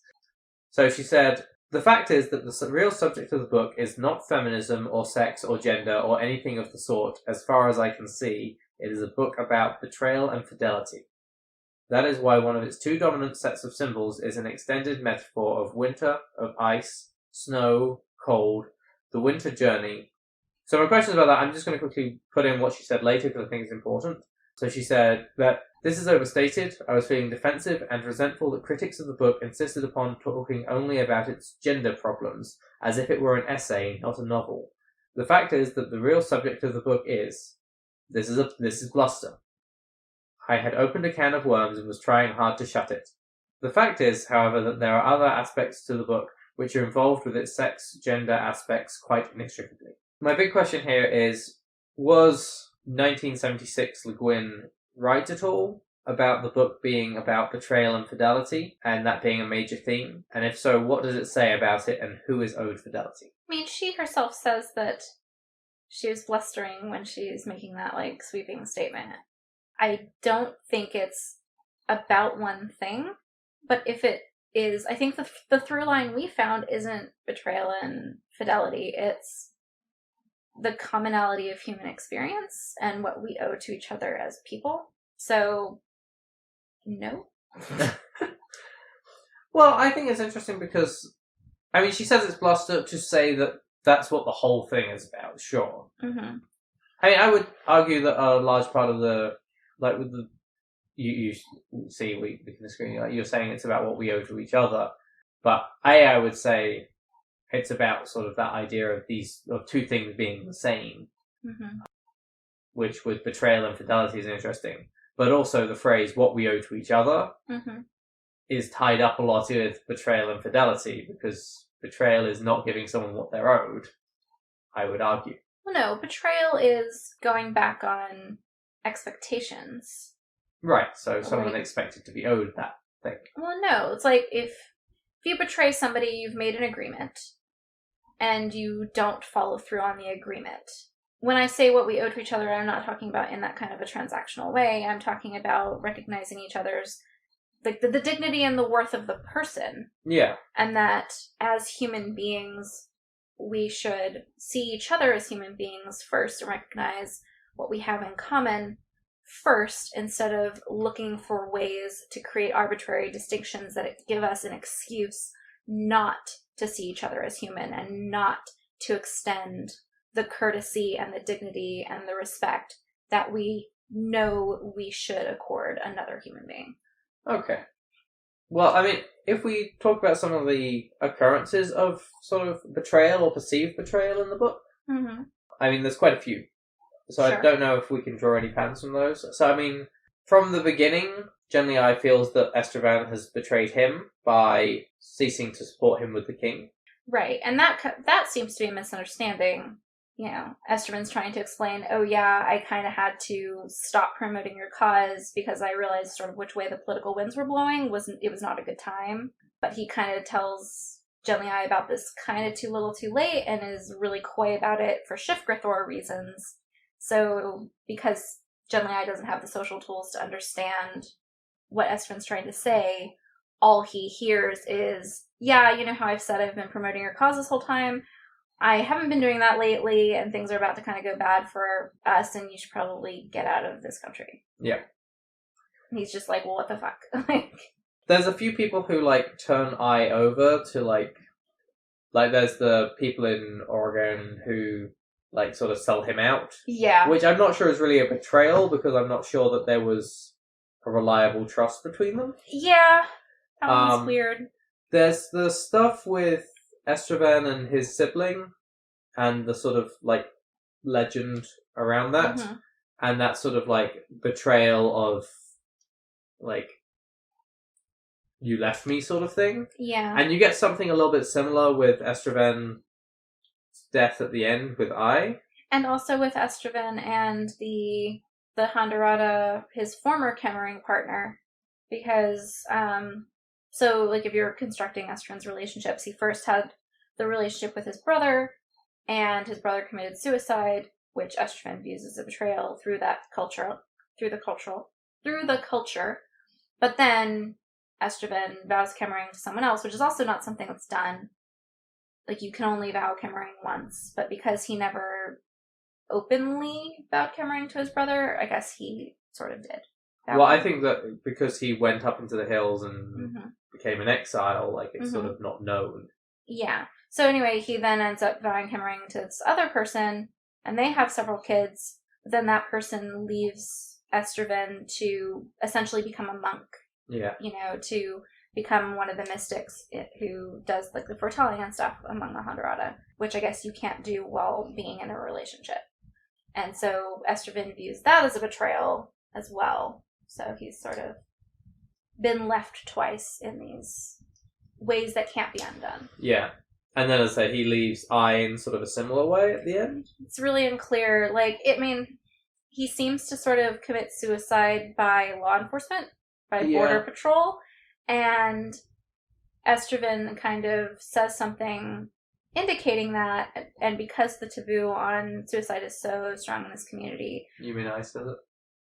Yeah. Who did I say? Estraven. Oh, sorry, yeah. And Jelly makes a comment that implies this, and the person he's talking to, which I think is the doctor, is like, are you saying he committed suicide? It's like, unless you have proof, you shouldn't say that kind of thing. Like, you're basically going to completely tarnish his memory for everybody. Like, you know, dishonor his memory. So, yeah. So there's that sort of group of betrayals there, which are some interesting ones within the culture. Yeah. I don't know that they're necessarily what the book is about. Yeah. And then there's sort of the fidelity to... Like, the sort of who do you owe fidelity to as far as, like, countries or mankind or the... So that's sort of an interesting question. I think we've talked about a decent amount with, like, just... Are you betraying your country if it's for the greater of mankind? Yeah, like, what is the hierarchy of loyalty, I guess? I think, and I think that is probably a better through line, or, like, you know, more of a central idea in the books than betrayal just on its own. Yeah. Because that idea does come up a lot. Even back to what we were talking about before about, like, just what do we owe to each other as humans, and, like, the dignity of man and all of that. So, you know, that kind of fits into this hierarchy of loyalty where you see that, you know, Estraven's brother leaves him because of the taboo and, like, what he owes to the community. Presumably, he feels he can't make up for that. Estraven's other partner leaves because of he feels he has a greater loyalty to the community as a mystic. And that's his higher calling to his people, and that's a higher calling than to his partner. And then you have Estraven, who the king brands a traitor and views as a traitor because he's serving interests beyond the borders of the kingdom. He's serving the interests of humanity and Gethin humans all around the globe above Karhide specifically. And Genly I, on his own, he is there as a representative of, like, this, what's kind of painted in the book as, like, the highest loyalty that you should consider, which is the loyalty to the furthering of mankind. Yeah. And I think you referenced it earlier, but I think it's the conversation with the king at the end talking about Estraven, where it's like, we serve the same agent, and his assumption with, like, we serve the same thing is, oh, like, he's an agent of the Ecumen? Yeah. It's like, no, it's not the Ecumen, it's people. It's everyone. Yeah, it's all of us. Like, it's the greater interest of humanity. So I think we agree that, like, there's some themes of it in there, but it was mostly just the bluster that Le Guin calls it out as. Yeah. So, that's the big question. Mm-hmm. But the bigger question is, which is more important? Good food or good infrastructure? Because Genly I, like, goes from Karhide to Orgarain and is talking about how, oh, Orgarain is so much better in every way except the food sucks. And also their clothes are boring. And he goes back to Karhide and is like, flavors. Define infrastructure more for me. Well, what do you mean by infrastructure in this case? Because, I mean, like, if you're talking about a health standards agency for the food network, then maybe infrastructure is probably better than the flavor. Great flavor. What is it? Cockroaches and rats? Great! Yeah. Well, what are the things that are actually better about... Oh, what's better about Orgarain, I think, is that everyone starts off equal. That was the thing we didn't really talk about. It's like, people don't raise their own kids after, like, a year. Everyone's, like, raised in these, like, communal environments. And no one... When you die, your money is just divided up equally by the state, basically. Yeah. So, like, you can't take it with you. So people who do kind of make it in life are super generous with their wealth because they know they can't do anything else with it. It is really weird there where, like, it is clearly set up as an analogy for communism, and you have, like, the voluntary farms and the which is labor bad, camps. yeah. But, like, a lot of the sort of policies are portrayed in a good light, I think. Yeah, like the actual mobility, yeah. It's that the concepts here are good.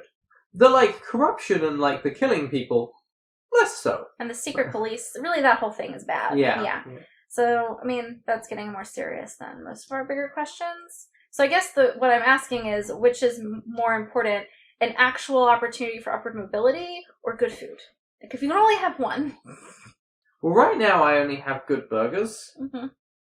And I'm going to say that the upward mobility would be nice. Yeah. But if what you're really asking is, would I rather live in a place with good food or a place with secret police? That's true. I think the good food might win out. Yeah. If it was the ideal of what Oregon or Orgarain should be, then I'd probably go for the infrastructure. Sure. Or I'd learn to cook that food.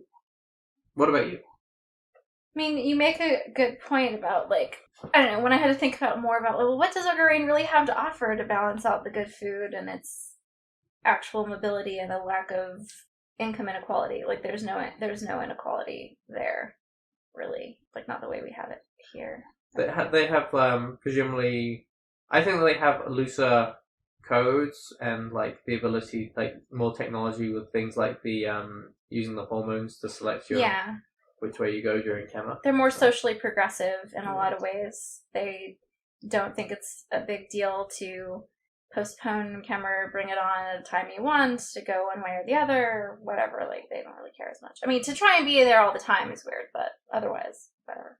So I think that what I would definitely come down on is I would go with the good food if there was secret police. If you can get rid of the secret police and the voluntary farms and things, I'd go with the infrastructure. And the greater social liberty. Yeah. But the, like, being taken away in the middle of the night, it's a deal breaker for me. That's fair. I think I would definitely have to agree. Like, maybe just, like, vacation in Orgarain, or vacation in Karhide, and, like, occasionally, or hire someone from there who knows how to cook. I feel like that's the move. Yeah. I mean, there might be some, like, issues with ingredients. But... Yeah. So, as I mentioned earlier, most of my fun facts were really just fun things I found in the text that I've already said, so I don't really have anything in that vein, but I understand you have a couple? Yes, I do have a couple. So most of these, in fact, all of these come from an interview that Ursula Le Guin did with the Paris Review, which I was only able to read up to a point because then it was a paywall. But there's a lot of cool facts in there up until that point. Our Patreon can be found. Yeah, you can go ahead and link it in the description because I think it's neat. So...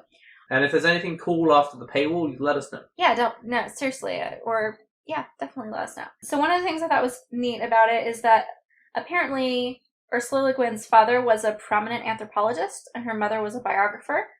That makes a lot of sense. And they often had Native American visitors and family friends who she credits as giving her, quote, the gift of the experience of the other that she thinks a lot of people don't get growing up. I think this probably contributed a lot to the ethnographic style of her writing, which I definitely noticed because that's something that I was exposed to as an anthropology minor. We read ethnographic works like Guests of the Sheikh.